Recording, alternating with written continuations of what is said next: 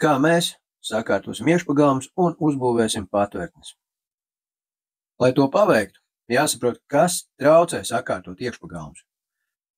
Lieta ir tāda, ka tie daudz vieta ir privāti. Tā bija privatizācijas kļūda, ka pāris metrus no ārdurvīm nevar uzlikt soliņu, sakārtot ceļu, iekārtot atpūtas zonu. Jūs visi zinat šīs problēmas. Protams, prasīsiet, kā tas sakars ar patvērtnēm. Patvērtnēm jābūt kur? Tuvāk iedzīvotājiem, iekšpagalmos, vai ne? Iekšpagalma izpirkšana no privātiem patvērtņu projektu ietvaros. Tāds ir plāns.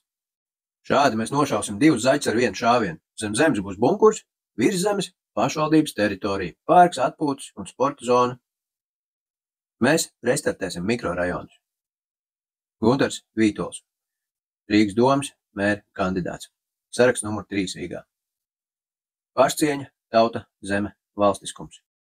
Iesaisties, jo Rīgai vajag jaunu vadību, kura nevis izsaimnieko, bet saimnieko. Mazāk tukšu runu un vairāk konkrētības.